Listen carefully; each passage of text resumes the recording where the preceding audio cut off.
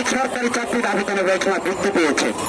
তাহলে আমরা আঙ্গুল দিয়ে দেখে চাই 91 সালের পরে আজকে 2024 সাল 33টি বছর চলে গেছে, কেন চাকরিতে আবেদনের বয়সীমা বৃদ্ধির কোন আজকে উত্তর দেওয়া হয় না। সেই অবসরের বয়সীমা শুরুতে আমরা বৃদ্ধি পেয়েছে, কিন্তু ছাত্রদের জন্য কথা বলার কোন লোক নাই। অত্যন্ত কষ্ট লাগে, অত্যন্ত কষ্ট পায়।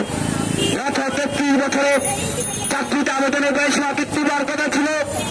আমরা বলি এই করোনায় যখন ক্ষতিগ্রস্ত হয়েছিল শিক্ষার্থী সমাজ, তখনই তো এটা কিনে রিভাইজ করা বসা উচিত ছিল, এটা কিনে তাৎক্ষণিক মিটিং করে এটার একটা সোহা করা উচিত ছিল। কিন্তু মিটিং তারকদেরকে সজাগ করা যাচ্ছে না। আমরা বলি মেঘে মেঘে অনেক বেলা হয়েছে, যদি আল্লাহ না করে কোনো দুর্ঘটনা হয়ে যায়, শিক্ষার্থী সমাজের যদি কোনো বিস্ফোরণ করে চায়, তখন আপনারা আবার বললেন না এত কিছু হয়ে গেছে আমি জানি না কেন। এত কিছু হয়ে গেলে আপনাদের যদি ঘুম ভেঙে যায়, তখন আমাদের কিছু করার থাকবে না। আমি বলি ওই পুলিশ প্রশাসনের আমার ভাই বন্ধুরা শুনে রাখো, ওই টিচিআপায়ের ভাই বন্ধুরা শুনে রাখো, ওই জাতীয় গোয়েন্দা সংস্থা এনএসআর বাইরে বলে রাখি, এসবির বাইরেকে বলে রাখি, সুন্দর করে সবকিছু সুস্থভাবে নেত্রীর কাছে উপস্থাপন করুন। আমাদের আপনাদের ছাড়া এই মুহূর্তে আর কেউ নাই। আপনারা সুষ্ঠুভাবে তদন্ত করে এটার একটা সুরক্ষা করুন।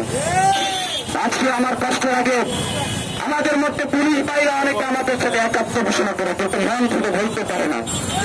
তারা তো চায় বয়সীমাটা ভারত, এই শিক্ষকরা কত কষ্ট করবে, তাদেরকে আর কত কষ্ট দেবে। আমি শুনি অনেকেই বলে আজকে বয়সীমাটা বাড়লে আমি এসআই থেকে এসপি হইতে পারতাম, আমরা নতুন করে বিসিএসে বসতে পারতাম। তারাও কিন্তু চায়, কিন্তু হয়তো কোথাও একটা অদৃশ্য দেওয়া হয়ে পিছনে রাখতাম। প্রিয় বন্ধুরা, আমি অনেক দীর্ঘ বক্তৃতা দিয়ে দিয়েছি, কিন্তু আমার মনে হয় এই শিক্ষার্থীদের মনের কষ্ট বলতে গিয়ে আমার যদিও একটু গলা ভেঙে গেছে, তারপরে আমার মনে হয় মনের কষ্টগুলো না বললে আমি টিকতে পারবো না।